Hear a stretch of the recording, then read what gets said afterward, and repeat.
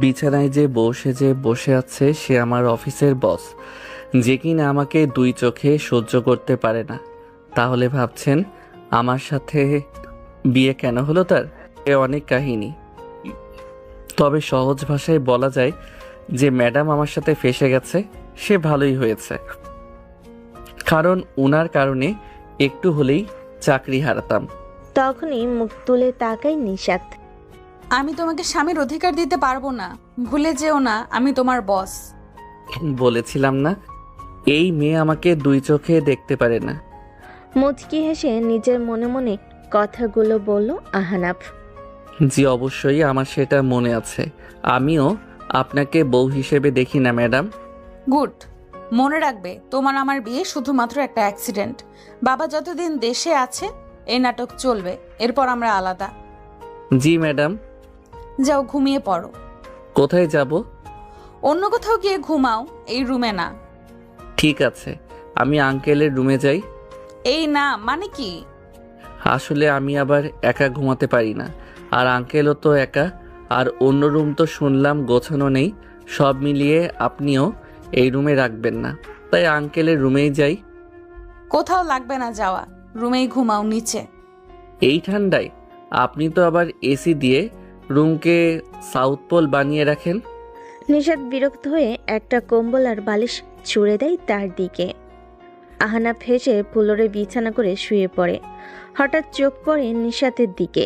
কি মিষ্টি দেখতে মেয়েটা, কিন্তু ভেতর থেকে একটা ঝালমরিচ। অফিসে সবসময়ই বকার উপর রাখতো, এবার তো বাসায়ও একসাথে। ভাবছেন বিয়ের পর নিশাত আহনাফের বাসায় না গিয়ে এখানে কেন? এই বাড়িটা নিশাতের বাবা তৈরি করেছিলেন নিশাতের জন্য। তার ইচ্ছে বিয়ের পর নিশাত আর তার স্বামী এখানে থাকবে। আর এমনিতেও আহনাফের আপন বলতে চাচা ছাড়া কেউ নেই। ছোটবেলায় বাবা মা হারিয়েছে, এরপর চাচা তাকে বড় করেছেন।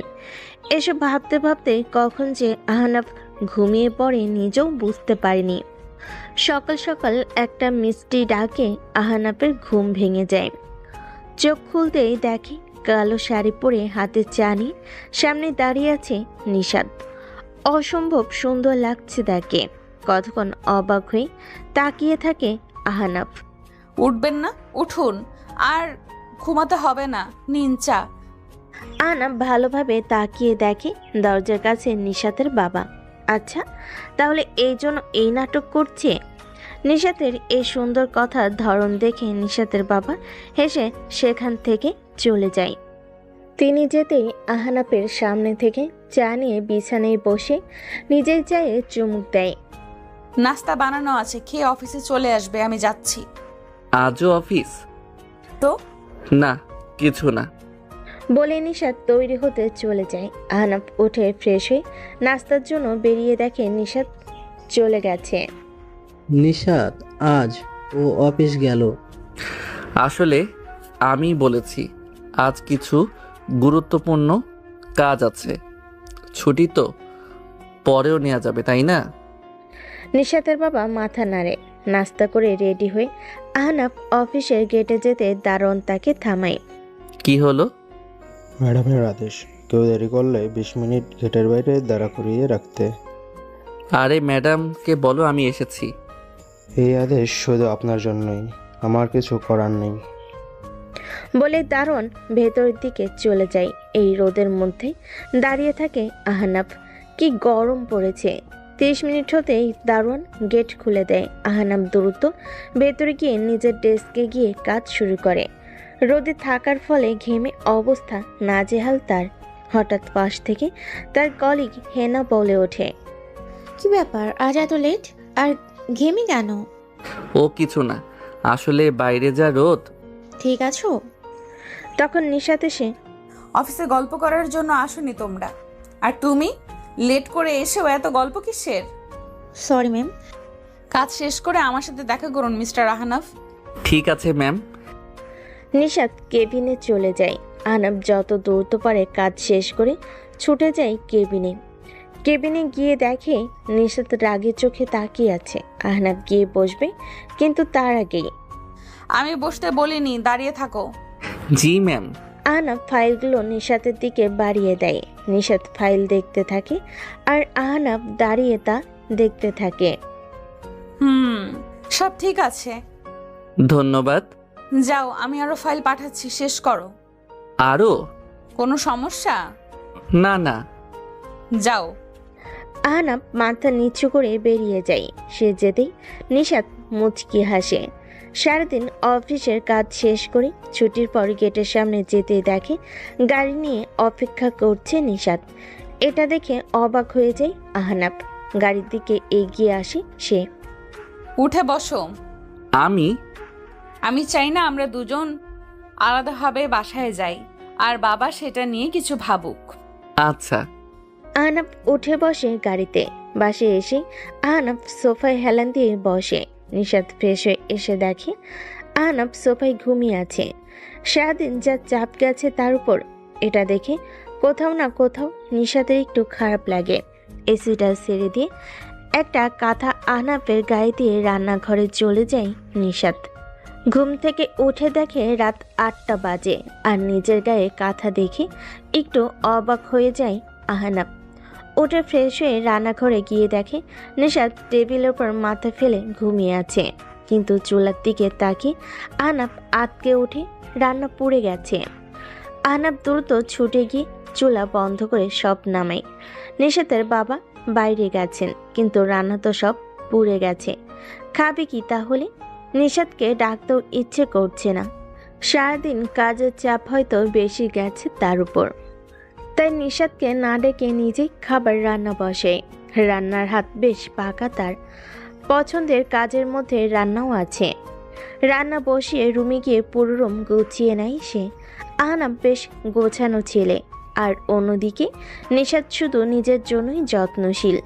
নিশাত ঘুম থেকে উঠে পুরো বাড়ি অন্ধকার। ঘুটঘুটে অন্ধকারে কিছুই দেখা যাচ্ছে না, কিন্তু আলো নেই কেন? আর আহনাফ কোথায়? ফোন হাতে নিয়ে এদিক ওদিক দেখতে থাকে নিশাত। দোতলার জানালায় গিয়ে তার গায়ে কাটা দেয়। বাড়ির ঠিক বাইরে কিছু বড় গাছ, যা দেখেই কারোর ভয়ে শরীর ঠান্ডা হয়ে যাবে। ভয়ে গলা শুকিয়ে যায় নিশাতের। দ্রুত সিঁড়ি দিয়ে নামতেই ধাক্কা লাগে কারোর সাথে, আর এর ফলে চিৎকার দিয়ে ওঠে নিশাত। কিন্তু তখনই ফোনের আলোতে দেখতে পায় নিশাতের সামনে দাঁড়িয়ে আছে আহনাফ। আহনাফকে দেখে যেন নিশাতের দেহে প্রাণ ফিরে আসে, আর ভয়ে ভয়ে আহনাফকেই নিশাত জড়িয়ে ধরে। আহনাফ হতবাক হয়ে যায়। নিশাতকে কান্না করতে আগে দেখেনি সে। নিশাত মেয়েটা সাহসী বলে জেনে এসেছে সে। তখনই আলো ফিরে আসে। আমি আসবো? বাবার কণ্ঠ শুনে নিশাতের হুঁশ ফিরে আসে। দ্রুত আহনাফকে ছেড়ে দূরে গিয়ে দাঁড়ায়। এরপর সেখান থেকে রুমে চলে যায়। নিশাতের বাবা হেসে সেখান থেকে চলে যায়, আর আহনাফ সেখানেই দাঁড়িয়ে থাকে। রাতে নিশাতের বাবা আর আহনাফ খাবার টেবিলে এসে বসে। নিশাত ফ্রেশ হয়ে গিয়ে দেখে রান্নাঘরে সব গোছানোই আছে। নিশাত ভাবে ঘুমানোর পর আহনাফ তার রান্না নামিয়ে গুছিয়ে রেখেছে, তাই সে সেগুলো ভেবেই টেবিলে এনে রাখে। আজ আমি তোমার জন্য স্পেশাল রান্না করেছি বাবা। বাহ, কি সেটা? তোমার পছন্দের চিলি চিকেন। কথাটা শুনে আহনাফ মাথা নাড়ে, কারণ সে তো চিলি চিকেন রান্না করেনি। কিন্তু আহনাফের ইশারা না বুঝে ঢাকনা খুলে দিতে নিশাত তার বাবা অবাক। কোথায় চিলি চিকেন? এটা তো অন্য একটা রান্না। নিশাত অবাক হয়ে তাকিয়ে থাকে। আচ্ছা মা, রান্না তুই নিজে করছিস তো? বলেই তিনি আহনাফের দিকে তাকায়। আহনাফ নিশাতের দিকে তাকিয়ে আছে। নিশাতও ভুরু কুচকিয়ে তাকিয়ে আছে। আহনাফ বুঝতে পারছে আর রাতে তার খবর আছে। খাবারের সময় নিশাত বারবার আর চোখে তাকাচ্ছিল আহনাফের দিকে। এতেই গলা শুকিয়ে যাচ্ছিল আহনাফের। কোনোভাবে খাবার শেষ করে রুমে গিয়ে বসে আহনাফ। নিশাত সব গুছিয়ে রুমে গিয়ে দেখে আহনাফ আকাশের দিকে তাকিয়ে আছে। এই যে আমার রান্নাটা কোথায়? আমার রান্না কেন নেই? আসলে ম্যাম, আপনি যখন ঘুমাচ্ছিলেন তখন আপনার রান্না অক্কা পেয়েছে। মানে পুড়ে গেছে সব। কি বলছো? জি। নিশাত কিছুক্ষণ চুপ থেকে কিছু না বলে টেবিলে বসে অফিসের কাগজ ধরে আহনাফ বারান্দায় গিয়ে আকাশের দিকে তাকিয়ে থাকে। কাজ করতে করতে হঠাৎ আহনাফের দিকে তাকায় নিশাত। তাকে এভাবে আকাশের দিকে তাকিয়ে থাকতে দেখে বলে ওঠে, আকাশে কি এমন দেখছো? চাঁদ। আজকে চাঁদটার আলো যেন অন্য দিনের চেয়ে বেশি, বেশ সুন্দর লাগছে। কি লাভ দেখে সময় নষ্ট করা? হয়তো আসলেই সময় নষ্ট, তবে সুন্দর জিনিস উপভোগ করাই ভালো। করতে থাকো। বলে কাজে মন দেয় নিশাত। হঠাৎ আহনাফের ফোন বেজে ওঠে। আহনাফ আসার আগে চোখ পড়ে নিশাতের। স্ক্রিনে হেনা নামটা ভেসে আছে। আহনাফ এসেই ফোনটা রিসিভ করে বারান্দায় চলে যায়। কিছুক্ষণ পর কথা শেষ করে এসে দেখে নিশাত তৈরি হচ্ছে কোথাও যাবার জন্য। কোথায় যাচ্ছেন ম্যাম? রবিন কল দিয়েছে। এত রাতে কোনো ছেলের সাথে বের হওয়া ঠিক দেখায় না। তোমার সাহস কি করে হয় আমার উপর কথা বলার? আমি কি করব না করব তোমাকে জিজ্ঞেস করতে হবে? Sorry ma'am. ভবিষ্যতে এই সাহস আর দেখাবে না। বলেই রাগে গজগজ করতে করতে বেরিয়ে যায় নিশাত। আহনাফ চুপ করে দাঁড়িয়ে থাকে। জানালা দিয়ে দেখে নিচের গাড়িতে অপেক্ষা করছে রবিন, আর নিশাত গিয়ে গাড়িতে উঠে চলে যায়। জানালার পাশেই একটা চেয়ার নিয়ে বসে থাকে আহনাফ। রাত 1টা। নিশাত বাসায় ফিরেই দেখে রুমের লাইট জ্বালানো। রুমে গিয়ে দেখে জানালার পাশে আহনাফ চেয়ারে ঘুমিয়ে আছে। একরকম বিরক্ত হই টেবিল থেকে পানি নিয়ে আহনাফের গায়ে ছুঁড়ে দেয়। আহনাফ লাফিয়ে ঘুম ভেঙে উঠে দাঁড়ায়। সামনে তাকিয়ে দেখে নিশাত। নিজের জায়গায় ঘুমাও। বলে গজগজ করতে করতে চেঞ্জ করতে যায় নিশাত। আহনাফ বুঝতেই পারল না তার ভুল কি। তাও কিছু না বলে ফ্লোরে বালিশ নিয়ে ঘুমিয়ে পড়ে। পরদিন সকালে ঘুম ভেঙে যায় নিশাতের ডাকে। সেই সকালের নাটক, এরপর আবার অফিস। প্রতিদিন 20 থেকে 30 মিনিট বাইরে থাকতে হয় আহনাফের। আর রোজ রাতে আড্ডায় বেরিয়ে যায় রবিনের সাথে নিশাত। এভাবেই কেটে যায় 1 মাস। কিন্তু এই মাসটাই রবিন ধীরে ধীরে আরও ক্লোজ হতে থাকে নিশাতের, যা আহনাফের ভালো লাগে না। আবার সাহস করে নিশাতকেও বলতেও পারছে না। ইতিমধ্যে নিশাতের বাবা গ্রামের বাড়িতে গিয়েছেন কিছু কাজে, তাই সকালের ভালো ব্যবহারটাও তেমন পায় না আহনাফ। কিন্তু একদিন রাতে আকাশ মেঘলা, যে কোনো সময় ঝড় শুরু হতে পারে। আহনাফ বারান্দায় দাঁড়িয়ে। নিশাত আজও বাইরে যাবার জন্য তৈরি হচ্ছে। আজ না গেলে হয় না? কেন? বাইরে যা আবহাওয়া, যে কোনো সময় ঝড় নামতে পারে। সমস্যা নেই বলে নিশাত বেরিয়ে যায়। আহনাফের ব্যাপারটা ভালো লাগে না। কেন যেন আজ মনটা অশান্ত হয়ে আছে। বাইরের পরিবেশটাও যেন তার মনের মতোই আপাতত স্তব্ধ, কিন্তু যে কোনো বড় ঝড় আসবে। রাতে 8টার মাঝে হঠাৎ সবাই খেয়াল করে টিপ টিপ করে বৃষ্টি পড়ছে। তাই এক এক করে সবাই বিদায় নেয়। শেষে শুধু নিশাত, রবিন আর আরেকজন থেকে যায়। হঠাৎ ঝুম বৃষ্টি নেমে যায়। ভিজতে ভিজতে 3 জন ছুটতে থাকে। একজন তো তার পাশেই চলে যায়। আর রবিন আর নিশাত ভিজতে ভিজতে গাড়িতে গিয়ে বসে। নিশাত ব্যাগ থেকে রুমাল বের করে চুল আর মাথা মুছতে মুছতে বাইরের দিকে তাকিয়ে থাকে। কিন্তু রবিনের চোখ নিশাতের দেহের উপর। ভেজা নিশাতকে যেন আরও বেশি মোহনীয় লাগছে। নিজের উপর নিয়ন্ত্রণ হারিয়ে এগিয়ে যায় নিশাতের ঠোঁটের দিকে। নিশাত আচমকা ব্যাপারটা লক্ষ্য করে ধাক্কা দিয়ে তাকে দূরে সরিয়ে গালের চর বসিয়ে দেয়। তোমার মাথা ঠিক আছে? এই কি করছিস এসব? কিন্তু রবিন তখন এসব শোনার পাত্র নয়। ঝাঁপিয়ে পড়ে নিশাতের উপর। নিশাত কোনোভাবে তাকে ধাক্কা দিয়ে গাড়ি থেকে বেরিয়ে ছুটতে থাকে। আর সে বুঝতে পারছে কেন আহনাফ বারবার না করত। সুযোগ পেলে কেউ ছাড়বে? কান্না করতে করতে ছুটতে থাকে নিশাত। পেছনে রবিনও আসছে ভেবে ভয়ে তার গলা শুকিয়ে যায়। একদিকে রাত 2টা বেজে গেছে, এখনো নিশাতের খোঁজ নেই। তাই চিন্তায় আহনাফের ভালো লাগছে না। হঠাৎ ফোন বেজে উঠতেই ছুটিকে ফোন হাতে নিয়ে দেখে নিশাতের কল। ফোন রিসিভ করতেই শুনতে পায় ওপার থেকে নিশাতের ভারী কান্নার শব্দ। নিশাত কিছু বলতে পারছে না, শুধু কান্না করছে। ম্যাম, আপনি কান্না করছেন কেন? ঠিক আছেন? আমি আসছি। কোথায় আছেন? আসছি আমি। কিছু বুঝতে না পেরে যেভাবে আছে সেভাবেই বেরিয়ে পড়ে আহনাব, কিন্তু ছুটে বাড়ির গেটের সামনে আসতে দেখে গেটের সামনে ছাউনি নিচে হেলান দিয়ে মাথা গুটিয়ে কাঁদছে নিশাত। আহনাব তার সামনে বসতে নিশাত মুখ তুলে তাকায়। আমাকে ক্ষমা করে দাও, আমি আর রাতে বাইরে যাব না। কান্না জড়িত কথাগুলো ঠিক যেন আহনাবের বুকে লাগে, কিন্তু কি হয়েছে তার, আর কেনই বা নিশাত এসব বলছে? রুমে ফিরে নিশাত কিছু না বলে শাওরে চলে যায়। আহনাব কিছু বুঝতে না পেয়ে চুপচাপ অপেক্ষা করে। কিছুক্ষণ পর বেরিয়ে আসে নিশাত। আহনাবের দিকে তাকিয়ে দেখে আহনাব যেন কিছু জানার জন্য আগ্রহ নিয়ে বসে আছে। রাতে খেয়েছো? নিশাতের কথাটা শুনে আহনাব অবাক হয়ে তাকিয়ে থাকে। এই প্রথম নিশাত তার খোঁজ নিল খেয়েছে কিনা। আহনাবের মুখে একটা হাসি ফুটে ওঠে। না, এখনো খাইনি। আচ্ছা টেবিলে বসো, আমি খাবার নিয়ে আসছি। আহনাব মাথা নেড়ে উঠে গিয়ে টেবিলে বসে। নিশাত খাবার এনে বেড়ে দেয়। আহনাব যেন কোনো স্বপ্ন দেখছে, অবাক চোখে তাকিয়ে থাকে নিশাতের দিকে। এই স্বপ্ন কখনো শেষ না হলেই যেন সে খুশি। কাল একটা অনুষ্ঠানে যেতে হবে, যাবে? কোথায়? আমার একটা কাছের আপুর কোম্পানির ব্রাঞ্চ ওপেনিং। আমি গিয়ে করব? ফিরতে রাত হবে আমার, তুমি না গেলে একাই ফিরতে হবে। না না, আমি যাব। নিশাত মাথা নেড়ে খাবার শেষ করে উঠে যায়। আহনাব খুশিতে নেচে ওঠে। পরের দিন বিকেল, আহনাব ঘুমিয়েছিল। হঠাৎ কেউ তার গায়ে ধাক্কা দেয়। ধাক্কা খেয়ে উঠে লাফিয়ে দেখে সামনে নিশাত একটা কালো শাড়ি পরে আছে, খোলা চুল। আহনাব হা করে তাকিয়ে থাকে।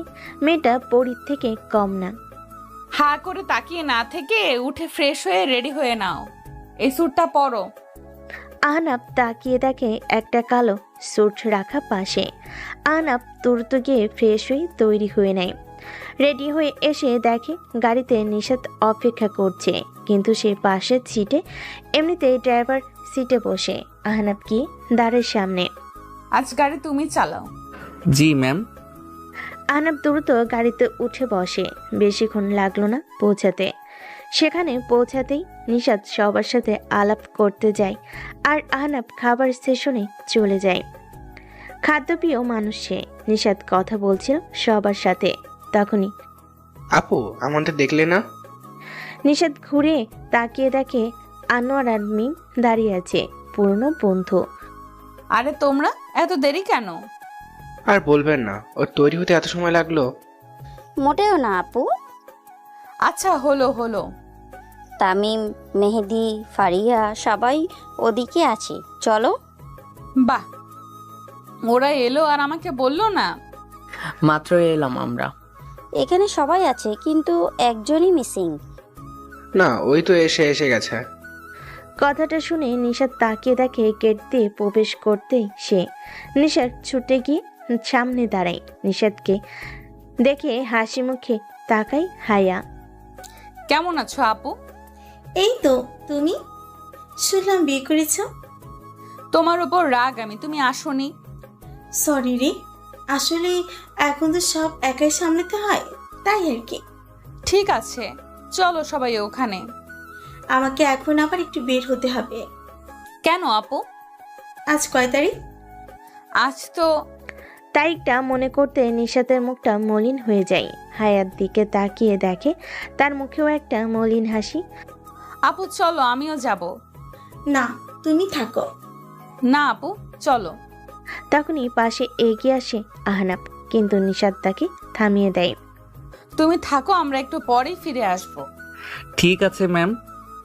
নিশাত আর হায়া গাড়িতে উঠে যেতে থাকে অজানা স্থানের দিকে। দেখতে দেখতে একটা বছর হয়ে গেল আপু। তোমাদের জন্য একটা বছর আমার কাছে যেন এক যোগ।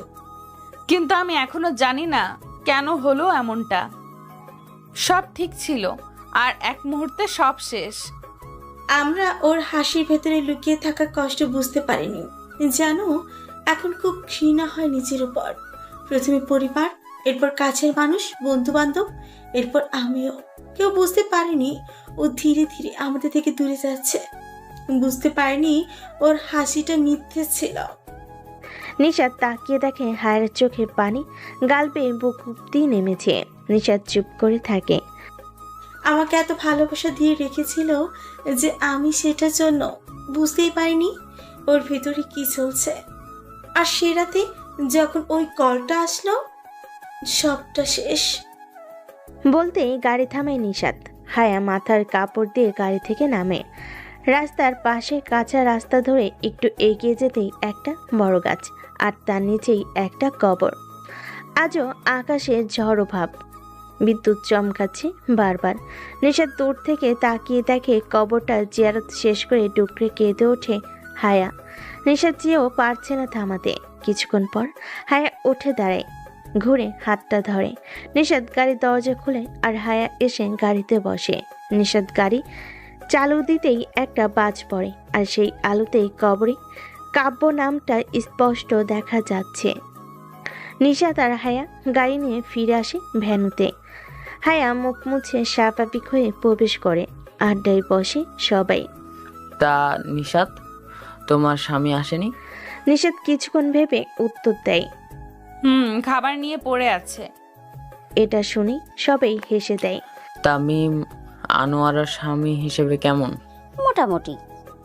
আচ্ছা তাই? সত্যি বলতে আমি নিজেকে অনেক ভাগ্যবতী মনে করি ওকে পেয়ে। ও আমার রান্নার ভুল কখনোই ধরেনি। মাঝে মাঝে খারাপ খারাপ হলেও চুপচাপ খেয়েও আমাকে বলবে না। তবুও আমি নিজেকে বলতে গেলেই শুনবে না। হয়, এমন ছেলেও হয়।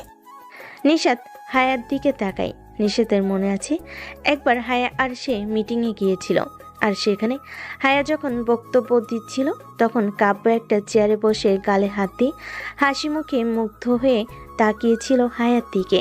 এমনকি অফিসের খাবার নিজেই আনতো, হায়া কাজে ব্যস্ত হলে খাইয়েও দিত। হায়া হয়তো এজন্যই কথাটা বলল। নিশাদ হায়ার হাতে হাত রাখলো। হায়া একটা হাসি দিয়ে তার দিকে তাকায়। আর এমন ছেলেদের অনুভূতি অনেক গভীর হয়, বুঝতে পারার আগে মাঝে মাঝে হারিয়ে যায়। হায়া আস্তে আস্তে বলে, যা নিশাদ শুনতে পায়। নিশাদ ঘাড় ঘুরিয়ে তাকিয়ে দেখে আহনাফ চেয়ারে দুপা ভাঁজ করে বসে খাবার খাচ্ছে। নিশাদ কিছু একটা আজ করতে পেরে দ্রুত উঠে এক গ্লাস পানি নিয়ে আহনাফের পেছনে গিয়ে দাঁড়ায়। কয়েক সেকেন্ডের মধ্যেই আহনাফের গলায় খাবার আটকে যায়। সে তো পানি আনেনি, কিন্তু পেছন থেকে গ্লাসটা বাড়িয়ে দেয়। আহনাফ দ্রুত পানি খেয়ে হাঁপ ছেড়ে বাঁচে। নিশাতের দিকে তাকিয়ে দেখে নিশাত মাথা নেড়ে সেখান থেকে হেঁটে যায়। নিশাত গিয়ে সবাই সহ খেতে বসে। তোমার হাজবেন্ডকে ডাকবে না? ও আগে খেয়ে নিয়েছে, এখন ডাকলেও খেতে পারবে না। কিন্তু তখনই পেছনে আহনাফ হাজির, বলে, আমি কখন বসবো খেতে?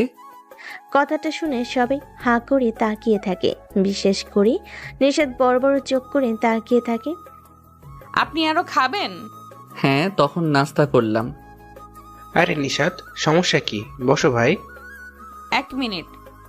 নিশাত ব্যাগ থেকে একটা ইনো বের করে পানিতে গুলে আহনাফকে দেয়। এটা আগে শেষ করে নাও, তারপর কিছুক্ষণ রেস্ট, তারপর খাবে। প্রয়োজনে আমি অপেক্ষা করব। আরে আমাদের এসব লাগবে না, চিন্তা করবেন না। অনুষ্ঠান থেকে ফেরার 1 ঘন্টা পর বিছানায় পেট ব্যথায় কাতরাতে থাকে আহনাফ। সামনে নিশাত চোখ গরম করে তাকিয়ে আছে। আহনাফের এবার কি হবে? আহনাফ ভয়ে ভয়ে নিশাতের দিকে তাকায়। নিশাত কিছুক্ষণ চোখ গরম করে তাকিয়ে মাথা নেড়ে উঠে রুম থেকে বেরিয়ে যায়। আহনাফ চুপ করে শুয়ে থাকে। তখনই আবার নিশাত কিছু মেডিসিন নিয়ে এসে আহনাফের সামনে বসে। এক এক করে 2টো ট্যাবলেট আহনাফের হাতে ধরিয়ে দেয়, পানির গ্লাস সহ। এগুলো সহ খেয়ে নাও। জি। নিশাত উঠে চেঞ্জ করতে চলে যায়। পরের দিন নিশাত একাই অফিসে চলে যায়। আহনাফকে বলে যায় যেন বিছানা থেকেও না ওঠে। সকাল থেকে একা থাকতে থাকতে আহনাফ বিরক্ত হয়ে যায়। দুপুর হয়ে আসতেই ভাবলো একটু হেঁটে আসবে, কিন্তু বিছানা থেকে বাইরে পা রাখতে কারোর একটা ছায়া দরজায় পড়ে। আহনাফ তাকিয়ে দেখে নিশাত অফিস থেকে ফিরে রুমের দরজায় দাঁড়িয়ে আছে। আমি তোমাকে না করেছিলাম উঠতে। Sorry ma'am. আমি রান্না করে নিচ্ছি, তোমার কিছু চাই? না না, ঠিক আছে আমি। ঠিক আছে। নিশাত রান্না করতে চলে যায়। হঠাৎ নিশাতের পরিবর্তন দেখে আহনাফ অবাক, আবার খুশিও। দুপুরে রান্না শেষ করে খাবার সোজা রুমেই নিয়ে আসে নিশাত।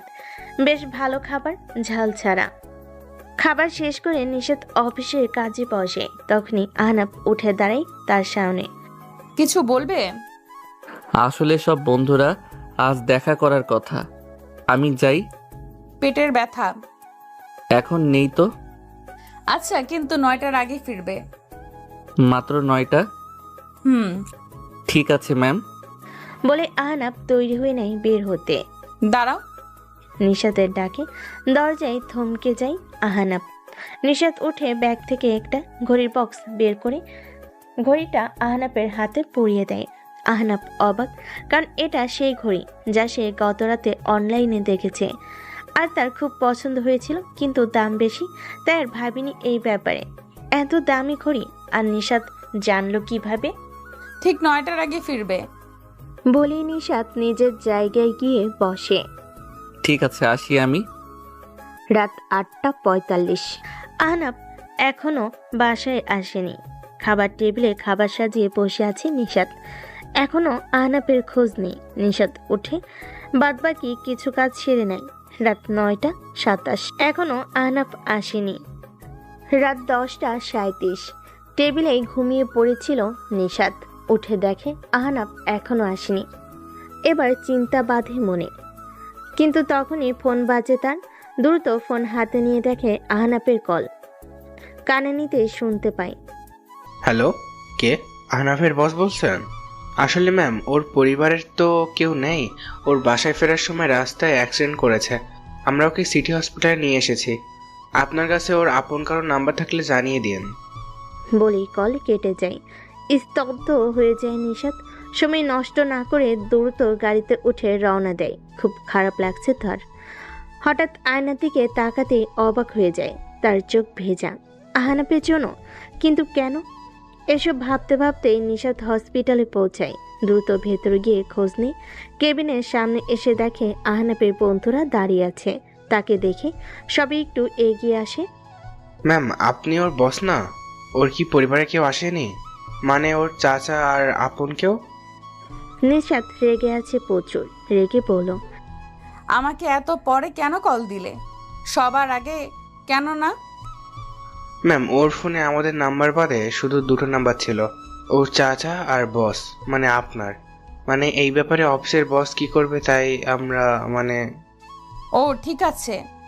জি ম্যাম, ও একটু জন্য বেঁচে গেছে। ও প্রায় ট্র্যাকের সামনে চলে গিয়েছিল, কিন্তু কেউ একজন ওকে অন্যদিক থেকে টান দেয়। এরপর আমরা গিয়ে দেখি ওর মাথা ফেটে অজ্ঞান হয়ে পড়ে আছে। এরপর আমরা এখানে নিয়ে এলাম। এখনও অজ্ঞান। ডাক্তার বলল কিছুক্ষণের মধ্যে জ্ঞান ফিরবে। নিশাত কেবিনের দরজা খুলে ভিতর গিয়ে আহনাফের পাশে বসে। চোখ মুছে নিজেকে সামলে নেয়। বাইরে থেকে তাদের থেকে আহনাফের ফোনটা নিয়ে এসেছে সে। ফোনে আসলেই তার নাম্বার বসদের সেভ করা। নিশাত একবার আহনাফের দিকে তাকিয়ে নাম্বারটা বস থেকে বউ নাম লিখে সেভ করে দেয়। কিছুক্ষণের মধ্যে আহনাফের জ্ঞান ফিরে আসে। আহনাফ তাকিয়ে দেখে সব বন্ধুরা তাকে ঘিরে ধরে আছে। এখন ভালো লাগছে? হ্যাঁ। আপনারা চাইলে ওনাকে বাসায় নিয়ে যেতে পারেন। ওনার গুরুতর কিছু হয়নি, শুধু খেয়াল রাখবেন মাথায় যেন চাপ না লাগে। ঠিক আছে ডাক্তার। কিছুক্ষণ বিশ্রাম নিয়ে আহনাফ ওঠে। ফোন হাতে নিয়ে দেখে রাত 3টা বেজে গেছে। এই সময় ডাক্তার। কিছু ভাবার আগেই তাকিয়ে দেখে কেবিনের সামনে ডাক্তারের সাথে কথা বলছে নিশাত। বুকের ভেতর ধক করে ওঠে তার। কথা শেষ করে কেবিনে আসে নিশাত। নিশাত আহনাফের দিকে একবারও তাকায়নি, বরং তার বন্ধুদের বলে যেন তারা সহ আহনাফকে গাড়িতে নিয়ে আসে। বাইরেই গাড়ি বলে নিশাত বেরিয়ে গাড়িতে এসে বসে। আহনাফ এসে সামনে বসে। তার সাথে 3 বন্ধু পিছনে ছিটে নিশাত গাড়ি চালাতে শুরু করে। বাহ আহনাফ, তোর বস খুব ভালো। আহনাফ তাকিয়ে দেখে নিশাত যেন প্রচন্ড রেগে আছে। হ্যাঁ বস, আমি। ও খুব ভালো কাজ করে, তাই বস হয়ে ওর কেয়ার করি। বস তো তাই। আহনাফ বুঝতেই পারল না কেন সে একটা কথাই এতবার বস উচ্চারণ করলো। একে একে সবাইকে নামিয়ে দিয়ে বাসায় ফিরে আসে নিশাত আর আহনাব। বাসায় ফিরে রুমে গিয়ে একটা বালিশ নিয়ে অন্য রুমে চলে যায় নিশাত। আহনাব কিছুই বুঝতে পারল না। পরের দিন সকালে উঠে দেখে নিশাত আগে বেরিয়ে গেছে অফিসের জন্য। আহনাব দ্রুত এই অবস্থাতেও তৈরি হয়ে অফিসের জন্য বেরিয়ে যায়। অফিসে যাবার সময় কাল রাতের কথা মনে ভেসে ওঠে। ট্রাক তার দিকে ছুটে আসছিল, তখন একটা হাত তাকে টান দিয়ে সরিয়ে নেয়। তার মুখ সে দেখেনি, শুধু চোখ জোরে দেখেছে।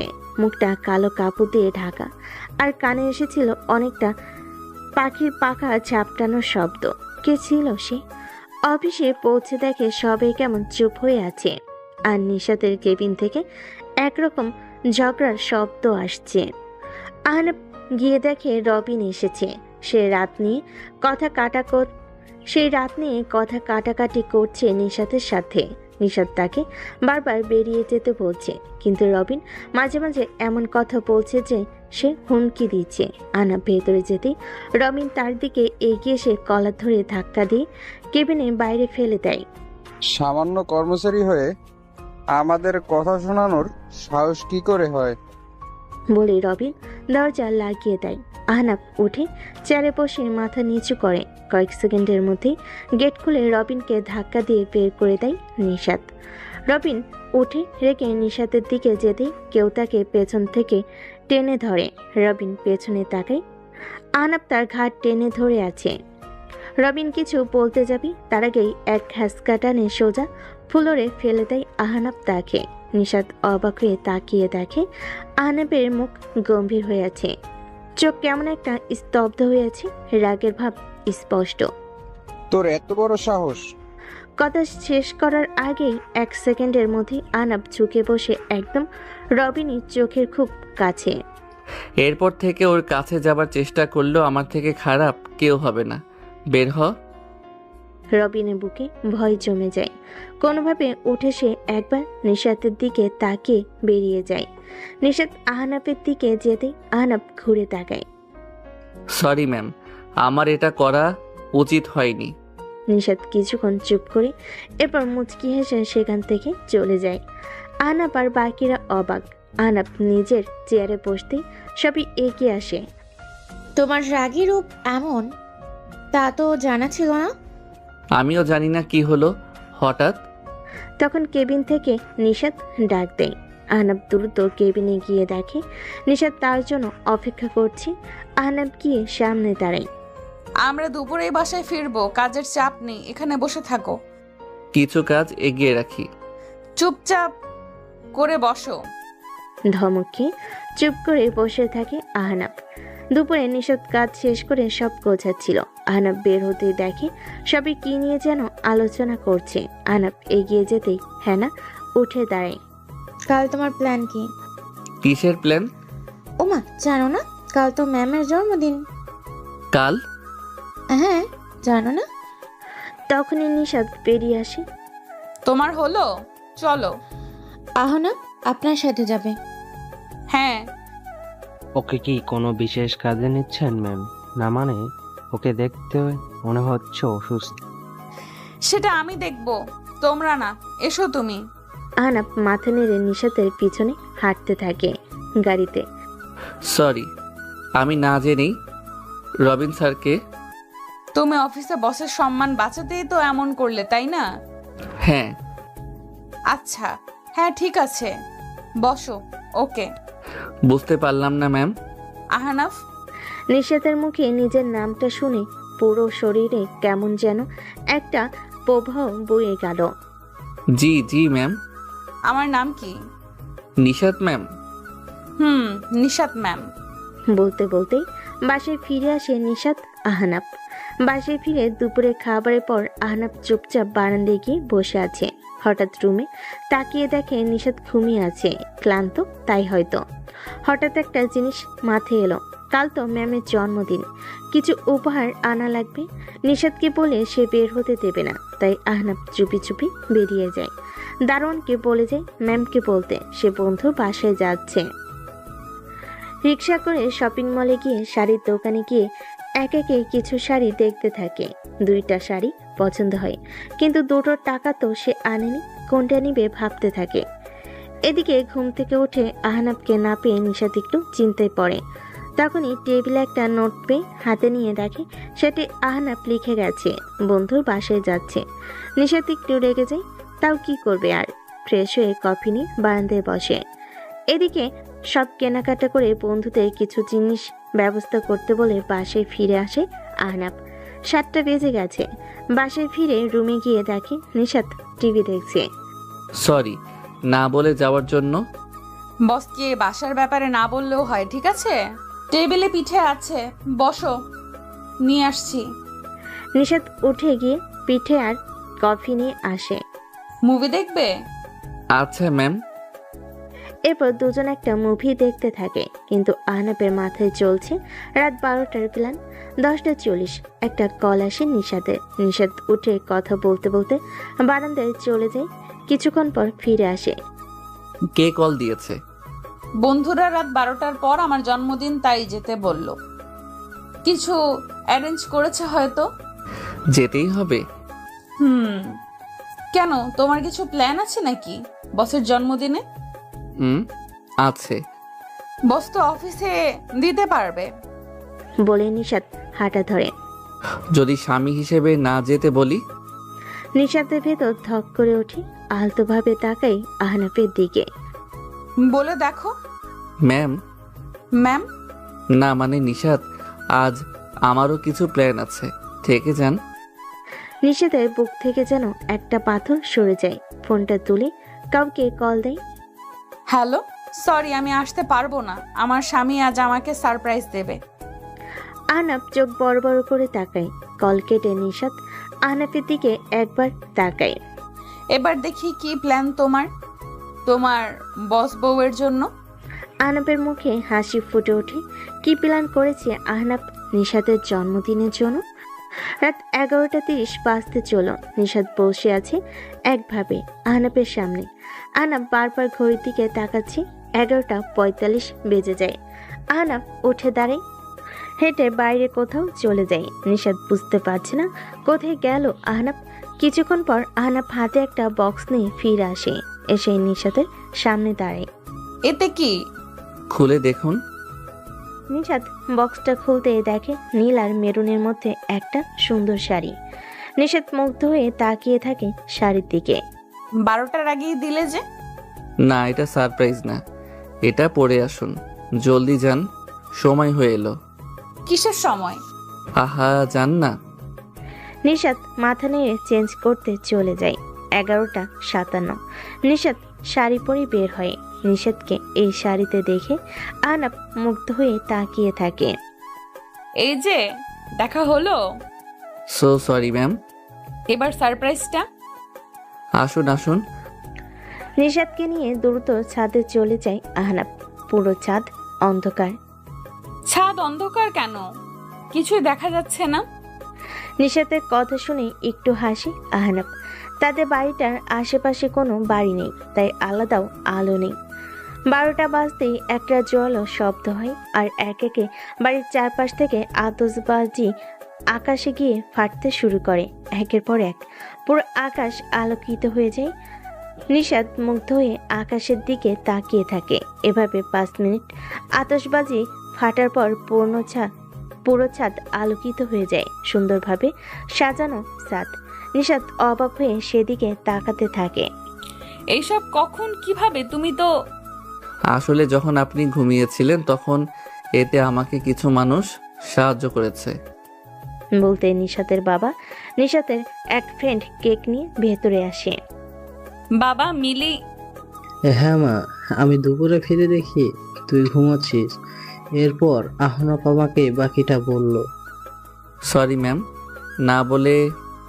নিশাত কেক কাটে। প্রথম টুকরো হাতে নিয়ে দেখে আহনাফ দূরে দাঁড়িয়ে আছে। নিশাত এগিয়ে আহনাফের মুখে কেক পুড়ে দেয়। আহনাফ বড় বড় চোখ করে তাকিয়ে থাকে অবাক হয়ে। নিশাতের বাবা আর মিলি হাসতে থাকে। আহনাফ একটু লজ্জা পেয়ে যায়। নিশাত মা, কাল তুমি আর আহনাফ হায়ার গ্রামে বেড়াতে যাচ্ছ। বিকেলের ট্রেন। বাবা এই হঠাৎ? বিয়ের পর তোমরা কোথাও যাওনি, আর হায়া বলল গ্রামে যাচ্ছে। ও তোমাদের এবার যেতে হবে ওর সাথে। কই, আপু তো আমাকে কিছু বলেনি। আজই বললো আমাকে। তোমার ফোন নাকি অফ? ও হ্যাঁ, সন্ধ্যায় অফ হয়েছিল। তাহলে কাল তৈরি হয়ে যাবে। বাবা অফিস থেকে সোজা যাবে। অফিস কেন? বাবা কিছু ফাইলে সাইন করতে হবে। আচ্ছা ঠিক আছে। পরের দিন সকাল। আহনাব তৈরি হয়ে বসে আছে, কিন্তু নিশাত এখনো তৈরি হচ্ছে। ম্যাম, আর কতক্ষণ লাগবে? 5 মিনিট। তুমি চাবি নিয়ে গাড়ি বের করে নাও, আমার টেবিলের চাবি। আহনাব মাথা নেড়ে চাবি বের করে বের হবে তখনই। সোফায় দেখো স্যুট রাখা নীলচে, ওটা পরে নাও। আমি তো পড়তে পারবো না, তাই না? ঠিক আছে ম্যাম। স্যুটটা হাতে নিয়ে গাড়ি চড়াই আহনাব। আয়নার সামনে দাঁড়াই আহনাব। দারুণ লাগছে তাকে। চাবি নিয়ে বেরিয়ে যায়। গাড়ি নিয়ে গেটের সামনে দাঁড়াই আহনাব। তখনই গেট খুলে বেরিয়ে আসে নিশাত। আহনাবের শাড়িটা পরে, খোলা চুল। রাতে যত সুন্দর লাগছিল তার থেকেও এখন অনেক গুণ বেশি সুন্দর লাগছে তাকে। একদম পরি। নিশাত এসে সামনে তার পাশে বসে। চালাও। জি ম্যাম। আহনাব কোনোভাবে চোখ সরিয়ে গাড়িটা নিয়ে বেরিয়ে পড়ে। অফিসের নিচে সবে অপেক্ষা করছে নিশাতের জন্য ফুল নিয়ে। গাড়ি আসতেই সবে এগিয়ে আসে। আহনাব আগে বেরিয়ে দরজা খুলে দেয়। নিশাত বেরিয়ে আসে। সবাই অবাক, এই প্রথম নিশাত এভাবে অফিসে এসেছে। তাদের মধ্যে রবিনও এসেছে। সবার আগে সে এগিয়ে যায়। Happy birthday Nishat. এখনো রেগে আছো? আর তুমি এই সামান্য কর্মচারীর সাথে মিলিয়ে শাড়ি কেন পরলে? আর এই শাড়ি তো বেশ কম দামি। উজ্জ্বল মুখটা হঠাৎ রাগে লাল হয়ে যায় নিশাতের। তবে রাগ চেপে একটা লম্বা নিঃশ্বাস ছেড়ে পাশে দাঁড়ানো আহনাফের হাত আলতোভাবে ধরে। বিয়ের পর এই প্রথম আমার স্বামী আমাকে কিছু উপহার দিয়েছে, সেটা যেমনই হোক আমার জন্য সবচেয়ে মূল্যবান। কথাটা সবাই শুনে অবাক। আর আহনাফ যেন সে যেন একটা ঘোরের মধ্যে আছে। তখনই হাতে একটা টান দিয়ে কাছে টেনে নেয় নিশাত। চলো। এরপর সবাই জন্মদিনের শুভেচ্ছা জানাতে থাকে। এরপর সবাই অফিসের ভেতর যায় আর রবিন সেখান থেকে ফিরে যায়। আজ হেনার কেন যেন মন খারাপ, একদম চুপচাপ হয়ে আছে। দুপুরের মধ্যে সব কাজ শেষ করতে নিশাতের কেবিনে কেউ টোকা দেয়। নিশাত তাকিয়ে দেখে হায়া দাঁড়িয়ে আছে। আপু এসো এসো। শুভ জন্মদিন নিশাত বলে একটা উপহারের বক্স এগিয়ে দেয়। ধন্যবাদ আপু। তোমরা তৈরি? হ্যাঁ আপু। চলো তাহলে। ঠিক আছে আপু। নিশাত, হায়া আর আহনাব অফিস থেকে বেরিয়ে যায় আর রওনা দেয়। ট্রেন স্টেশনে এসে নামে তারা। আচ্ছা ম্যাম, আমরা তো গাড়িতেও যেতে পারতাম। মাঝে মাঝে ভিন্ন কিছুর অভিজ্ঞতা নিতে হয়, বুঝলে? জি আপু। নিশাত মুচকি হাসে। ট্রেনে উঠে বসে তিনজন। ট্রেন স্টেশন থেকে বেরিয়ে ছুটতে থাকে আপন গতিতে। টুকটাক গল্প করতে করতে তারা 9টায় পৌঁছে যায় সেই গ্রামের স্টেশনে। আগে নিশাত নেমে দাঁড়ায় স্টেশনে। তাকে দূর থেকে দেখেই কয়েকটা বখাটে এগিয়ে আসে। কি ম্যাডাম, একা নাকি? এগিয়ে দিই। ধীরে ধীরে নিশাতের খুব কাছে চলে আসতে থাকে, কিন্তু হঠাৎ ছেলেগুলোর চোখে ভয় বড় বড় হয়ে যায় আর এক পা দুপা করে পিছিয়ে যেতে থাকে। নিশাত ঘুরে তাকিয়ে দেখে হায়ার ট্রেন থেকে নামছে আর তাকে দেখে ওরা পিছিয়ে যাচ্ছে। কিন্তু কেন? আপু তুমি ওদের চেনো? ওরা মিরাজ। বকেটের ছেলেগুলো একজন এগিয়ে আসে। তোমার হাত ঠিক আছে এখন? হায়ের কথা শুনে নিশাত তাকিয়ে দেখে মিরাজের বাঁ হাতে কবজি কাটা, যেন খুব বাজেভাবে ভেঙে গিয়েছিল। না আপু, বা হাতে কোনো কাজ করতে পারি না। আচ্ছা এখন যাও এখান থেকে, ওরা মেহমান। বলতে ছেলেগুলো সেখান থেকে চলে যায়। তখনই সব ব্যাগ নিয়ে ট্রেন থেকে নামে আহনাব। আপু ওরা তোমার কথা শুনছে কেন? কয়েক বছর আগে তোমার মতো আমাকেও এভাবে বিরক্ত করছিল ওরা। এরপর? তোমার ভাইয়া আমার ঠিক পেছনেই ছিল। আর কি? বুঝতে পেরেছি। কি হয়েছে এখানে? কিছু না।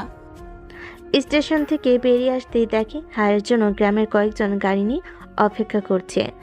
গাড়িতে উঠে বেরিয়ে যায় স্টেশন থেকে। সারাদিন ট্রেনে থাকার ফলে আহনাব অনেক ক্লান্ত হয়ে যায়, তাই গাড়িতে সে ঘুমিয়ে পড়ে। কিন্তু গাড়ির ঝাঁকানিতে মাথা সোজা রেখে ঘুমানো কঠিন, এটা দেখে নিশাত আহনাবের মাথাটা নিজের কাঁধে রাখে। বাড়ি পৌঁছে আলাদা রুমে চলে যায় নিশাত আহনাব। এখানে এসেও আহনাব ফ্লোরে বালিশ নিয়ে শুয়ে পড়ে। এটা দেখে বিছানা থেকে আরেকটা বালিশ ছুঁড়ে মারে নিশাত। বালিশ মুখে লাগতে লাফিয়ে ওঠে বসে আহনাব। জি ম্যাম। উপরে এসে শুয়ে পড়ো। আপনি নিচে ঘুমাবেন? নিচে ঠান্ডা অনেক। আমি কেন নিচে ঘুমাবো? তাহলে অন্য রুমে। কেন? তো কই ঘুমাবেন? এখানেই। তো আমি কেন যাব? আসতে বলেছি তাই। না মানে। এসো। ধমকে বিছানায় শুয়ে পড়ে আহনাব, তবে মাঝে একটা বালিশ দিয়ে। নিশাত মুচকি হাসে। মাঝরাতে আহনাব জেগে ওঠে একটা ছোঁয়ে। চোখ মেলে তাকিয়ে দেখে নিশাত তাকে জড়িয়ে আছে। আহনাব আটকে উঠতে যাবে, কিন্তু তার আগে নিশাত তাকে শক্ত করে জড়িয়ে ধরে। আহনাব ভেবেছিল নিশাত ঘুমে, কিন্তু এবার বুঝতে পারছে সে ঘুমে নেই। নিশাত এসে আলতো করে আহনাবের গালে চুমু দেয়। আহনাব অবাক হয়ে তাকিয়ে থাকে। ম্যাম আপনি? নিজের বউকে কেউ এভাবে ম্যাম বলে? সত্যি বলতে অনেক কিউট লাগে তোমার এই ম্যাম বলা। আহনাব কিছু বলতে যাবে, তার আগে নিশাত তার বুকের উপর ঝুঁকে ঠোঁটে ঠোঁট রেখে দেয়। আহনাবের শরীর ঠান্ডা হয়ে যায়, নিজের অজান্তে চোখ বন্ধ হয়ে যায়, হারিয়ে যায় নিশাতের মাঝে। এদিকে রাতের ট্রেনের জন্য অপেক্ষা করছে রবিন, অন্যদিকে হাসপাতালে। আর কতদিন ঘুমিয়ে থাকবে ডাক্তার? বলা যাচ্ছে না, তবে ওর অবস্থা উন্নতি হয়েছে। 1 বছরের বেশি সময় হয়ে গেল, ওকে জাগিয়ে তুলুন। আমরা চেষ্টা করছি। সকালে ঘুম ভেঙে যেতেই আহনাব লক্ষ্য করে নিশাত তার বুকের উপর ঘুমিয়ে আছে। হুট করে উঠতে গেলে নিশাতের ঘুম ভেঙে যায়। নিশাত নিজেকে আহনাবের বুকে পেয়ে একটু লজ্জা পায়, কিন্তু নিজেকে সামলে বুকে শুয়ে চোখ কষলে আহনাবের দিকে তাকায়। কটা বাজে? 9টা। এ বাবা, এতক্ষণ ঘুমানো ঠিক হয়নি, ওঠো। কাল রাত আসলে। চুপ, ফ্রেশ হয়ে এসো। আহনাব মাথা নেড়ে উঠে চলে যায়। নিশাত হেসে বেরিয়ে যায়। আহনাব ফ্রেশ হয়ে এসে দেখে নিশাত তার জন্য পাঞ্জাবি বের করে গেছে। পাঞ্জাবি পরে বের হতে তখনই ফোন বেজে ওঠে। নাম্বারটা চেনা না, অচেনা। রিসিভ করতেই। স্যার, আপনি আহনাব স্যার? অচেনা কণ্ঠে। জি। জি, আপনার একটা পার্সেল রয়েছে। কিন্তু আমি তো শহরে নেই। জি জানি স্যার, আপনার ঠিকানাটা দিলে আমাদের জন্য সুবিধা হয়। আচ্ছা, আমি এখন আছি। ঠিক আছে স্যার, ধন্যবাদ। বলে কল কেটে যায়। এই সময় পার্সেল কে পাঠাচ্ছে আর কেন, এসব না ভেবে বেরিয়ে নাস্তার টেবিলে গিয়ে দেখে হায়া নিশাত বসে আছে। খুব ভালো হলো। জি আপু। দুজনের জন্য আজ একটা সারপ্রাইজ আছে। কি সারপ্রাইজ আপু? এখনই বলবো না, বিকেলে। কি বলো না। আহনাফ, তোমার কাছে কোনো কল এসেছে? হ্যাঁ আপু, একটু আগেই। আচ্ছা, তাহলে বিকেলেই জেনে যাবে। আহা, বলো না। না, কেন দ্রুত। এরপর আমরা গ্রাম দেখতে বের হব। আচ্ছা। আহনাব নাস্তায় বসে। নাস্তা শেষ করে তিনজন গ্রামের রাস্তা ধরে হাঁটা শুরু করে গ্রাম দেখতে। দুধারে মাঠ আর রাস্তার ধারে উঁচু উঁচু গাছ, আর শীতল ছায়ার মধ্য দিয়ে কাঁচা রাস্তা চলে গেছে। আর সেই রাস্তা ধরে তিনজন হাঁটছে। মাঝে মাঝে পাশ দিয়ে শালিকের দল উড়ে যাচ্ছে। এক মনোরম পরিবেশ। হাঁটতে হাঁটতে হায়া আর নিশাত হাসি তামাশা করছে। হঠাৎ নিশাত হাঁটতে হাঁটতে আহনাবের এক হাত জড়িয়ে ধরে। আহনাব চমকে উঠে তাকায়, কিন্তু নিশার জন্য এটা ভুল করে ধরেনি। সে ধরেই হাঁটছে আর হায়ার সাথে কথা বলছে। আহনাব তাকিয়ে আছে নিশাতের দিকে। আমাকে পরে সারাক্ষণ দেখতে পারবে, রাস্তা দেখো এখন। জি ম্যাম।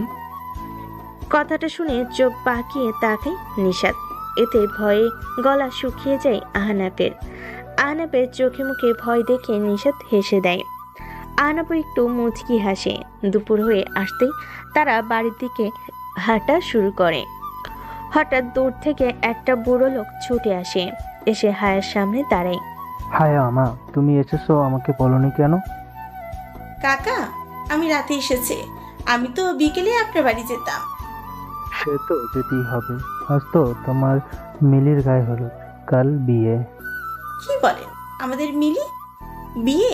বাবা, কত বড় হয়ে গেল, বুঝতেই পারিনি। তুমি কিন্তু সময় করে চলে আসবে। মিলি জানলে কিন্তু নিজে গিয়েই টেনে নিয়ে আসবে তোমার। কাকা, আমি যাব। মিলির বিয়ে আর আমি যাব না, তা হয়? আচ্ছা মা, শুনে খুশি হলাম। এখন চাই, অনেক কাজ তো মা, মেয়ের বাবা তো। বলেই লোকটা ধান ক্ষেতের আইল ধরে একটা বাড়ির দিকে চলে যায়। আজ গায়ে হলুদে যেতে হবে। গ্রামের বিয়েটাও দেখে নেবে তোমরা। আপু, বেশ ভালো হলো। আমি কখনো গ্রামের বিয়ে দেখিনি, আজ দেখব। আপু, তাহলে তো আমাকে একটু শপিং মলে যেতে হবে। কেন? আসলে আমি গলায় পরার কিছু আনিনি। শাড়ির সাথে কিছু না পরলে কেমন লাগবে বলো? এখান থেকে সবচেয়ে কাছের শপিং মলের দূরত্ব 3 ঘন্টার। কি বলো? তাহলে বললাম না, ভেবো না, সারপ্রাইজ আছে। আচ্ছা, তুমি কি বলবে ঠিকভাবে? বাড়ি চলো। হ্যাঁ আপু, আমার অনেক ক্ষুধা পেয়েছে। তোমার তো সারাদিনই ক্ষুধা পায়। আসলে সত্যি খিদে পেয়েছে। হ্যাঁ হ্যাঁ, চলো। বাড়ি এসে হায়া রান্নার খোঁজ নেয়। বাড়ির লোকেরা জানে সবই। এদিকে নিশাদ গোসল শেষ করে এসে আয়নার সামনে দাঁড়ায়। ভেজা চুল, এখনো পানি পড়ছে। তখনই পেছন থেকে আহনাফ এসে তাকিয়ে দেখে হতবাক হয়ে তাকিয়ে থাকে। কেন যেন একটা নেশার মতো কাজ করছে নিশাদকে দেখে। এইদিকে এসো তো। হ্যাঁ। আহনাফ এগিয়ে যায়। নিশাদ তোয়ালেটা আহনাফের হাতে ধরিয়ে দেয়। আমার চুলটা মুছে দাও হালকা হাতে। আমি? কোনো সমস্যা? না মানে। কোনো সমস্যা? না ম্যাম। নিশাদ আয়নার সামনে বসে আর আহনাফ পেছনে দাঁড়িয়ে আস্তে আস্তে চুলে তোয়ালে বুলিয়ে শুকাতে থাকে। তার রাতে কি রঙের পাঞ্জাবি পরবে? জানি না, একটা পরলেই হলো। জানি না মানে? এখনো ভাবোনি? না মানে। থামো, হয়েছে। জি। কালো পাঞ্জাবি আমি আয়রন করে রাখবো। জি আচ্ছা। অনুষ্ঠান শেষ করে বেশ কয়েকদিন পর নিশাত আর আহনাফ হায়ার থেকে বিদায় নিয়ে শহরে চলে আসে। নিশাত আগে থেকে পরিবর্তন হয়েছে। এখন আর রাতে একা বাইরে যায় না। আহনাফকে কেয়ার করে, তবে আহনাফ বুঝতে পারছে না তাকে ভালোবাসে নাকি বাসে না।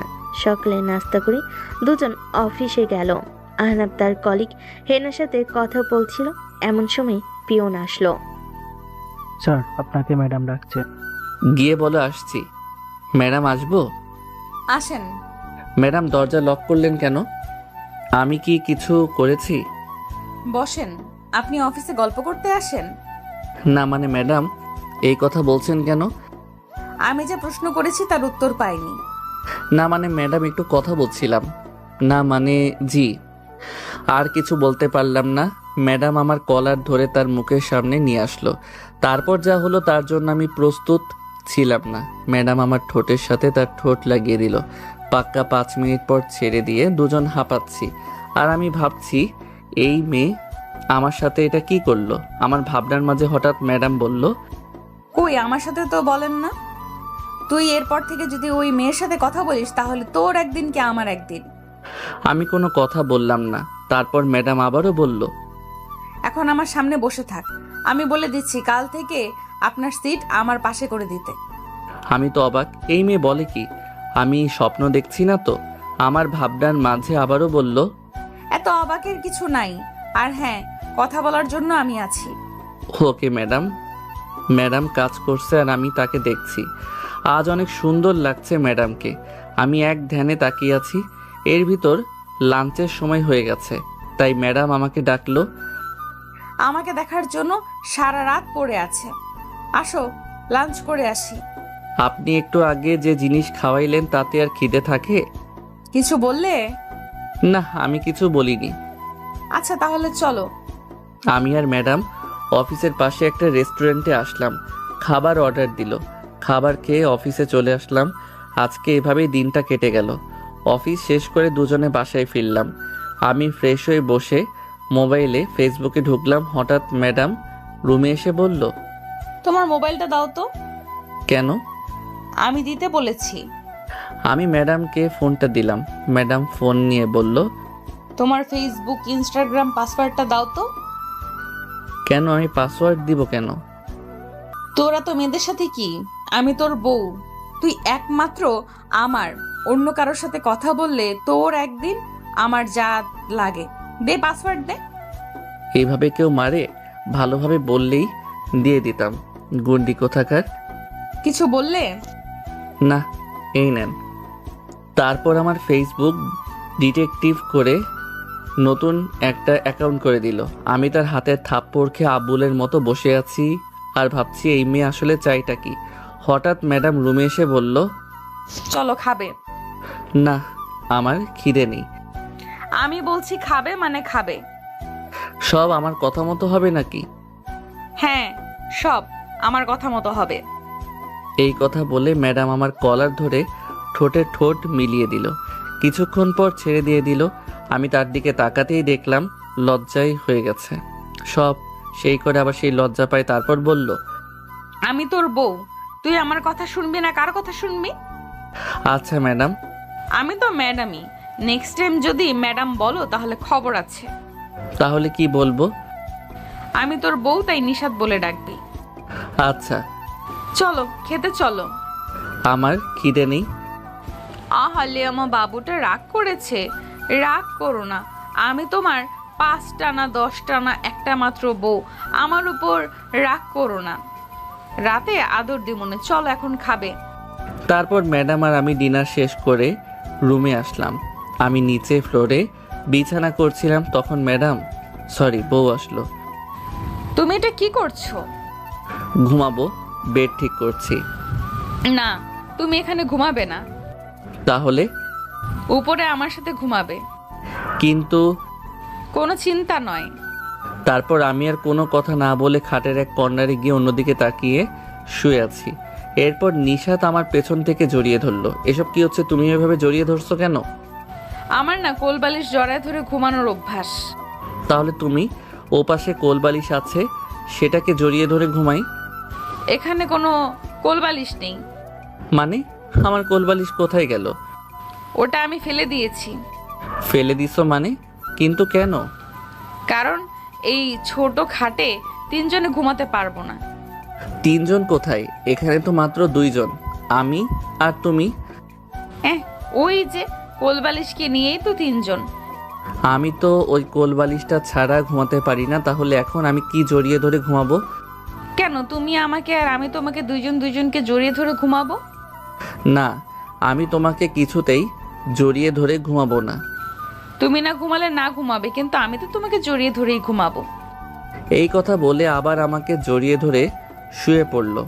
আমি আর কিছুই বললাম না, কারণ জানি আমার কথা শুনবে না। আমারও মন চাচ্ছে ওকে ভালোবেসে বুকে জড়িয়ে নিতে, কিন্তু কেন জানি না একটা বাধা অনুভব করছি। আজ সারা দিনটা যে কিভাবে কেটে গেল বুঝতেই পারিনি। আর আমাকে যে মেনে নিয়েছে এটা তো আমার কাছে স্বপ্নের মতো মনে হচ্ছে। এইসব কথা ভাবছিলাম, তখন ম্যাডাম মানে বউ বলল, শুনছো? আমার না আদর লাগবে। আপনার আদর লাগবে? আমি কি করতে পারি? তুমি কি করতে পারো মানে কি? আমার আদর লাগবে। আপনার আদর লাগবে, আপনি নিয়ে নেন। আমি না করছি নাকি?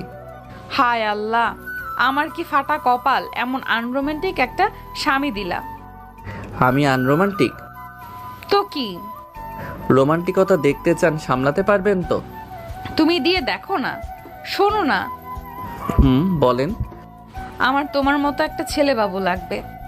আমার তো আপনার মতো একটা মেয়ে বাবু চাই। সে দেখা যাবে, আগে আল্লাহ যেটা দিবে ওইটাই। আগে তো বাবু আসার কাজ শুরু করবে, নাকি এমনি এমনি প্লে স্টোর থেকে আসবে? আর কি, আমি সম্মতি পেয়ে ম্যাডামকে কাছে টেনে নিলাম। তারপর একে অপরের মাঝে মিশে গেলাম। আমি ম্যাডামের নাভিতে একটা চুমু খেলাম। তারপর নিচে নামতে লাগলাম, আর ম্যাডাম আমার সারা শরীরে কিস করছে আর এক হাত দিয়ে মাথায় হাত বুলিয়ে দিচ্ছে। এরপর আমরা চলে গেলাম অন্য জগতে। সকালে ঘুম ভাঙলো নিশাতের চুলের পানিতে। চোখ খুলে দেখলাম নিশাত মাত্র শাওয়ার নিয়ে বের হয়েছে। আমি বললাম, তুমি একা শাওয়ার নিলে? তাহলে কি করব? দুজনে একসাথে নিতাম। আহা, শখ কত! অফিসে যেতে হবে, তাড়াতাড়ি ওঠো। এতদিন পর বউকে কাছে পেলাম, আর বউ কিনা আনরোমান্টিক। হায় আল্লাহ। রাতে দেখা যাবে কত দূর পারো। এখন রেডি হয়ে নাও, অফিস যাব। নিশাত ওর ফোনে আমার আইডি লগ ইন করে সোজা আগে মেসেঞ্জারে ঢুকলো। এই মেয়েদের শুধু একটাই কাজ, একটু কারোর সাথে কথাও বলতে দেবে না। আল্লাহ জানে যে এখন কি হতে চলেছে। আগে দু একটা মেয়ের সাথে এমনি কথা বলতাম, যদি এটা মাইন্ড করে তাহলে আমি শেষ। ও ফোনের দিকে একবার তাকাচ্ছে আর আমার দিকে একবার তাকাচ্ছে। ভাব ভালো না, ও দেখুক। ততক্ষণে বারান্দায় থেকে ঘুরে আসি, না হলে এখানে থাকলে আমি শেষ। তাই টুক করে বারান্দায় চলে আসলাম। নীলা একদিকে ফোনের মেসেজগুলো দেখে রেগে আগুন। শালার হারামি একটা, আমি থাকতেও অন্য মেয়ের সাথে কথা বলা। দাঁড়া, দেখাচ্ছি তোর মজা। আরে কই গেল হারামিটা? গেল কোথায়? নিশ্চয়ই কেটে পড়েছে। দাঁড়া, যাবি কোথায়? তোকে এমন পেটাবো না যে কথা বলা ভুলে যাবি। আবার কখ থেকে শেখাবো। তবে গেল কোথায়? বারান্দায় গেছে মনে হয়।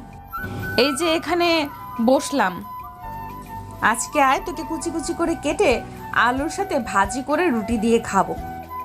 কিছুক্ষণ পরে আমি আস্তে আস্তে রুমে ঢুকলো। দেখলাম নিশাত বসে আছে খাটে, হাতে অসহায় ফোনটাকে ধরে আছে। আমিও যখন খুব অসহায়, কি ঘটতে চলেছে আমার সাথে কে জানে। মাথা নিচু করে একটু একটু করে নীলার দিকে এগিয়ে গেলাম। নিশাত আমাকে দেখেই দাঁড়িয়ে গেল। নিশাতের চোখ লাল হয়ে গেছে। ও রেগে গেলে এমনটা হয়।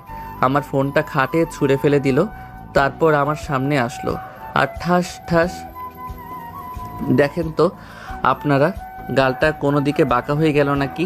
মনে হয় হয়নি, ঠিকই আছে। মেয়েদের হাতে এত পাওয়ার আগে জানলে রুমেই আসতাম না, আর মাইরও খেতাম না। দুই গালে দুই হাত রেখে দাঁড়িয়ে আছি, না জানি আবার দেয় নাকি, তাই আর রিস্ক নিলাম না। হাত সরাচ্ছি না। নীলার আগে সুরেই বলল, এসব কি? কোন সব? এই যে এতগুলো মেয়ের সাথে কিসের কথা? ও তো অনেক আগে বলেছিলাম, সেই কবে, আমার ভালো করেই মনে নেই। কথা বলতে বলেছি? তুমি তো জিজ্ঞাসা করেছো। করেছি। তাই তোমার কি? আইডি ডিঅ্যাক্টিভেট করো এক্ষুনি। এত স্বাদের আইডি নষ্ট করব? আর সেটা এক্ষুনি। আচ্ছা। নিশাতের রাগ চরমে, তাই যা করতে বলছে চুপচাপ করাই ভালো। ছোট বাচ্চার মতো কথা মতো কাজ করলাম। আইডি বাতিল। নিশাত আমার সামনে এসে হাত দিয়ে আমার হাত সরিয়ে নিল গাল থেকে। মনে হয় লাল হয়ে গেছে। হাত সরিয়ে আমার গালে হাত রেখে আলতো করে ছুঁয়ে দিচ্ছে। ওর চোখে পানি। বুঝতে পারছি না কি হলো আবার। এই তো এক্ষুনি রেগেছিল, এখন আবার চোখে পানি কেন? আবার কোনো ভুল করে ফেললাম নাকি? আবার কি করলাম রে বাবা? নীলাকে বললাম, আবার কিছু কি করে ফেললাম? কাঁদছো কেন? কিছু না, তোমার খুব লেগেছে তাই না? কই না তো। গালটা লাল হয়ে গেছে, সরি। আরে কিছুই হয়নি, তুমি কান্না থামাও। তুমি চাইলে আমাকে মারতে পারো। কি সব বলছো? খুব ব্যথা করছে? একদম না। তাহলে এমন ফুলে গেছে কেন? মিথ্যা বলছো কেন? জানি অনেক ব্যথা লাগছে, আমার মাথা কাজ করছিল না। আসলে তোমাকে আমি আর কাউকে পেতে দিতে চাই না, তুমি শুধুই আমার। আমি জানি সোনা, আর কখনো কারোর সাথে কথা বলবো না, প্রমিস। এইদিকে আসো, একটু বরফ লাগিয়ে দেই। না, ওসব লাগবে না, কিছু হয়নি তো। তবুও। আচ্ছা বরফ লাগবে না, তুমি শুধু আমাকে ওইটা একটু দিলেই হবে। কোনটা? ওই যে ওইটা। আরে বাবা, ওইটা কোনটা? ওই যে মিষ্টি। ও দাঁড়াও, আসছি। কোথায় যাও? মিষ্টি খেতে চাইলে তো ফ্রিজ থেকে নিয়ে আসি। হো আল্লাহ, আমি ওই মিষ্টির কথা বলি নাই। তাহলে? তোমার ঠোঁটের মিষ্টি। কি ফাজিল একটা! আমি কি না করেছি? তোমার জিনিস তুমি খাবে।